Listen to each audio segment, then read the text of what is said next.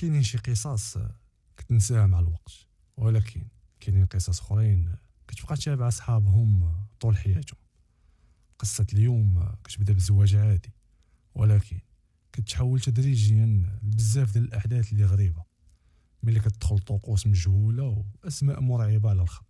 شنو وقع من بعد؟ شنو هي القصه؟ هادشي هو اللي غادي نعرفوه في هاد الفيديو ان شاء الله. المهم قبل ما ندخلوا في التفاصيل ديال القصه، دير لي زيات وجيب شي حاجه تاكلها ولا تشربها وعيش معايا القصه.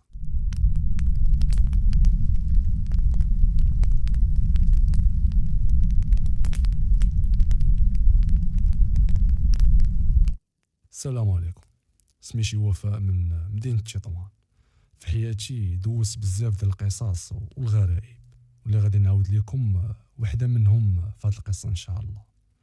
غادي نرجع شويه بالوقت اللور حتى قبل ما نزاد انا.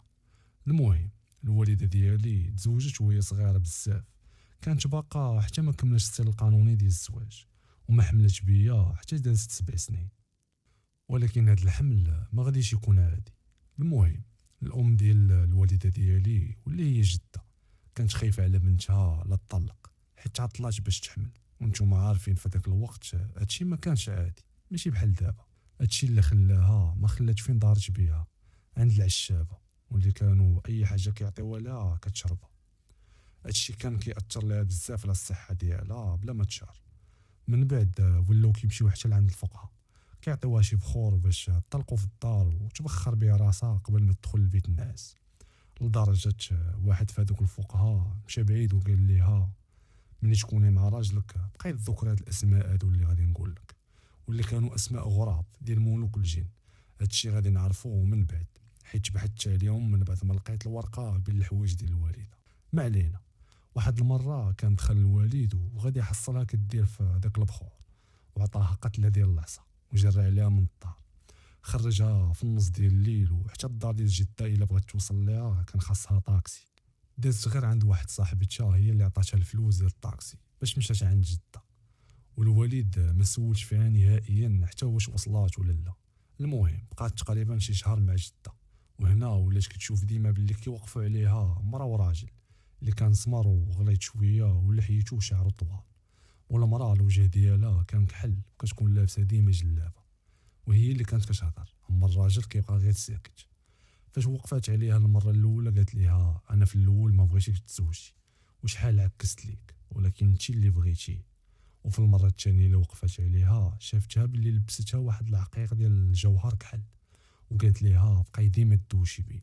والغريب في الامر ان الوالده الغد ليه شافت جده كانت دايره نفس العقيق اللي حلمات به، وكانت ما عمرها ما شافته عندها، وغير شافتها جده كتشوف فيه وهي تحيدو وعطاتو ليها بلا ما تقول ليها حتى حاجه. خداتو من عند الوالده ودارتو في عنقه وولات كدوش به. وفي هذيك الايام الام ديالي غادي تكتشف باللي راه حامله. هنا جده غادي تعيط للجده الثانيه من الوالد وقالت ليها شنو كاين، ومن بعد جاو كيطلبوا منها السماحه. والوالد ملي عرفها حامله رجعها معاه للدار ولاو كيتعامل معاه مزيان. اما واحد عمتي ولات كتهزها وتحطها غير بالسحاره، حيت عاود ليهم الوالد بلي لقاها كدير ليه البخور، وكانوا الا جاو عندنا للدار ما كتبغيش تاكل من داكشي اللي كتوجد الوالده. المهم فاش حملت بيا كانت كتمنى تولد ولد وماشي بنت، ماشي على قبلها هي وانما على قبل الاب ديالي، حيت كان مصدع عليها راسها بالولد. المهم في ذوك الايام ولات كتشوف احلام غراب، كتشوف راسها ديما في الحمام، وذوك الحمامات القدام اللي فيهم البرمه. كتشوف واحد المراه كتغسل ليها ما كانش كيبان لها وجهها. وفاش دارت 7 شهور بدات كتشري الحوايج ديال الدراري بلا ما تعرف راسها شنو عندها. وواحد الصباح كانت كتصلي وهو جا واحد الصوت في ودنها، والصوت كان واضح ديال المراه، وقالت ليها انت راك غتولدي بنيه ماشي ولد. وبقات كتقول لها حتى البنات راه فيهم الخير. وهنا الوالده ما بغات تقول للوالد والو، حتى ولدتني وجيت انا لهاد الدنيا. وهو غير سمع الحس ديال البنت غبر وما جاش عند الوالده. غير جدنا مسكينه هي اللي خرجتها من السبيطار وجابتها للدار وبقات معاها في ديك الفتره ديال النفاس. وهنا كيف كنت قلت باللي بدا كيرجع لها داكشي اللي كانت كتشرب، ولات كتحس بالرعب في نفس الوقت والعيا. وواحد المره كانت كتردع فيا وجديها متكيه حدانا نيت في البيت، وهي تبدا تغوت بحال رجهتها، كانت غتلوحني من يديها. شداتني جداتي في اخر لحظه وبقات كتسولها مالك شنو عندك. قالت ليها البنت ماشي طبيعيه، الوجه ديالها كيتسيف عليا وعينيها كيوسعوا. بقات جده كتقول ليها البنت وجهها عادي ما فيه حتى حاجه. مرة أخرى كنت عرقانة وعكزت دوش ليا حيت خافت لا يضربني البرد حيت كان الليل ديك الساعة، وبغات تخليني حتى للصباح. كتحلف بالله باللي حلمت بوحدة هزاني وكتخوي عليا الماء وكتغسل ليا. ملي فاقت في الصباح ما تيقاتش داكشي اللي شافت. حوايجي كانوا مبدلين، ريحتي نقية ودايرين ليا القماط. بقات كتسول في جداتي واش انتي اللي غسلتي الوفاء. قالت ليها لا بنتي انا بحالي بحالك عاد فقت. فاش بقات كتعاود ليها قالت ليها صافي راه الدراري الصغار كيكونوا كاملين معاهم الملائكه. المهم دازت هاد الحاله وملي كملت شهرين ما بقيتش كنبغي نرضع منها واخا كتبزز عليا. وعلى ما عاودت لي جده واحد المره وقع هادشي وهي فايقه، كانت كتصلي وكتحس بحال معاها شي واحد زين، وحسات بالبيت باللي برد بزاف. دارت كتشوف بنص عين كتبان لها مرا لابسه الابيض شاداني بين يديها وكتردعني. مع سالات الصلاة ناضت هزتني وانا نرجع داكشي كامل اللي شربت واللي كان بحال الحليب بيض نازل ليا من فمي. وهادشي كامل فاش كانت الوالده كتبقى تعاود لجدها كتقول ليها ما عندك مناش تخافي، الدريه راه عندك بجواده. المهم هنا الوالده تخلعات عليا ولاو كيديوني عند واحد المراه تفرك ليا راسي، كانوا كيديوني عندها كل 15 يوم. اما الوالد ديالي من هادشي كامل كان كيفضل يخرج مع صحابو وما كانش كيتسوق لينا. حتى من الحليب هو الاخر ما كانش كيبغي يشري ليا من الفارماسيال. كانت كتقول لي الوالده راه ما كتبغيش البنت ترضع مني، كيقول لها حنا كبرنا غير بالحليب ديال الماعز عطيه ليها تشربو. واحد المره فاش داوني نيت عند ديك المراه وهي تشد الوالده في يديها وقالت ليها باللي وقفات عليها جنيه بين الفياق والناس، وقالت ليها قولي لفلانه راه انا كنرد عليها بنتها وكتصبح شبعانه. الوالده تخلعات وبقات كتبكي وهذيك المراه كطمن فيها وكتقول لها بالعكس راه معاها رفقه صالحه كتحميها ما عندك مناش تخافي. في هذا الوقت كانت الصحه ديال الوالده بدات كتعيا بسبب من جهه الاعصاب اللي كيعصبها الوالد، ومن جهه اخرى داكشي اللي كانت كتشرب رجع عليها كامل وولات ضعيفه بزاف وغير معصبه. ورجعت كتحلم بزاف بداكشي. وواحد المره كانت جدتي مشات في حالها لدارها والاب ديالي كيخرج بكري كيمشي للخدمه وكتبقى هي متكيه عاد كتنوض. ومع السهر معايا في الليل كتبقى ناعسه شويه الصباح. واحد شويه حسيت بلي الفراش كيتقال.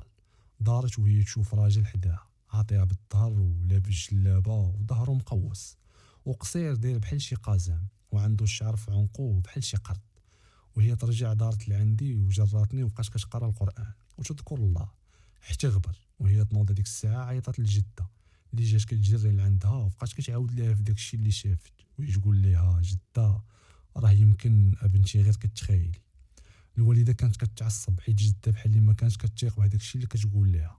المهم الامور ما حبستش هنا لدرجه ولات كتحلم براسها مع راجل اخر من غير الوالد. في الاول كيجي عندها ضحك كتكون الصفه ديالو بحال الانسان العادي، ولكن غير كتبدا تقرا عليه القران وجهو كيتبدل وكيخرج بصفه اخرى. ولاو كيبانوا عليها اعراض اخرين بحال ديما اللي كان كينزل منها الدم حاشاكم واخا ما كتكونش في الفتره ديال الحيض ديالها. وديما كتحلم بداك الجن كيجامع فيها غير في ديك الفتره بالضبط، وغير كتبدا تصلي وتدوش وتنقي حالتها كيبعد عليها. هنا جداتي داتها عند واحد الراقي وملي شرحت ليه الظروف ديالها ما خداش من عندهم الفلوس. بقى كيقرا عليها شي ساعه تقريبا هو ينطق فيها صوت راجل قال ليه شكون انت؟ طلع عندي نهضر معاك. قال لي ما طلعتش حيت خايف منك، طلعت غير باش نقول لك اللي كاين وانت راك ما تقدرش عليا. وبقى كيقول لي داك الفقيه شكون انت؟ كيسولو وكيعاود. قال لي واحد السميه في شكل ما عمرني سمعت بحالها. هو يقول لي الفقيه شنو بغيتي؟ قال ليه ما بغيت والو، راه هي اللي كانت كتنادي بسميتي فين ما كانت كتكون مع راجلها في الفراش. كانت كتردد سميتي وتعاودها وانا جيت دابا وليت باغيها وبغيت نفرق على راجلها واللي اداها غادي نرزيه في صحته. المهم جده هنا كانت غير كتسمع وكتحسر وكتبكي على الحال ديال الوالده. وهو يقول لهم الفقيه باللي راه هاد النوع ديال الجن صعيب بزاف ومعروف في جنوب افريقيا كيخدموا به في الساحل الافريقي، وانا ما عنديش خبره مع هذا النوع. صافي عطاها غير 4 تحصينات وواحد الزيت مصايب بالمسك باش تبقى تدهن به كل ليله. وفعلا تبعات وشدات في صلاتها ولات شويه على ما كانت في ديك الايام، لدرجه تصوروا معايا كانت كتكون واقفه في الكوزينه حتى كتحس بشي واحد واقف من وراها وكيتنفس حداها، ولا شي حاجه دازت من حداها بالزربه مع كدور ما كتلقى والو، ولا بعض المرات كتكون شي حاجه محطوطه وما كيقيسها حد حتى كطيح غير راسها. هادشي كامل غير باش يلفت الانتباه ديالها. كان كيخسر ليها الوضوء وكيف قلت لكم ديما عندها ايموراجي وديما كينزل منها الدم حاشاكم، وملي كتمشي عند الطبيب كيعطيها الدواء ولكن نفس المشكل كيبقى. المهم كانت عانات ديال بصح في الزياده ديالي. وواحد الليله كان الوالد جا ولقاها ما دارت العشاء، كانت عيانه بزاف وبقى كيغوت ويهرس عليها في المواعن ووصل لدرجه انه يضربها كاع. قال ليها لا الصالحه الا ما ديريش ليا العشاء. صافي ما جاوباتو ما والو، جمعت حوايجها وهزاتني ومشات لعند جده وبقات غير كدعي عليه. وتصوروا معايا مع 2 ديال الليل تقريبا غادي تعيط ليها جده الثانيه واللي هي موت الوالد. عيطت ليها وقالت ليها فلان راه شدو البوليس. قالت ليها علاش اش وقع؟ قالت ليها كان خارج باش يتعشى وضرب مع شي واحد عنده كروسه وضربو وما بغاش يدير ليه التنازل، واخا عطاتو عمتي الفلوس ما بغاش يتنازل. صدق دوز فيها 3 شهور ديال الحبس. ما تصوروش عمتي وجده شنو جاو داروا الوالده بالمعيور والسبان، حيت زعما هي السبب. كل لقاها موجده ديال العشاء ما كانش غادي يخرج. واش تقدر تقولوا من تماك خسرت علاقتهم وما بقاوش كيحملوها بمره، وحتى انا معها. وملي خرج هو من الحبس حلف باللي ما بقاش يرجعها ورفعوا عليها دعوه ديال الطلاق وتفارقات هي وياه. خرجوا ليها النفقه ديالي. في الاول كان كيعطيها ليها، ومن بعد ما كملت انا 6 سنين شراو ليه كونطرا وخرجوا من المغرب ومشى لاسبانيا. اما انا كانوا كيدوني عندهم غير في العيد والمناسبات وما كنتش كنبات معاهم، وهو اصلا ما كانش مسوق ليا غير كنمشي انا كيخوي هو الدار. المهم من ورا ما مشى هو للخارج الوالده لقات راسها مضطره انها تخرج تخدم، حيت جده مرا كبيره وعندها غير 2 خوالاتي اخرين ومزوجين، وحتى هما ظروفهم الماديه على قد الحال. ما خلات الوالده حتى خدمه ما خدمتش فيها. وواحد النهار شافها واحد الراجل مكرفصه في خدمتها وهو يقول لها واش تخدمي عندي في الحمام ديالي؟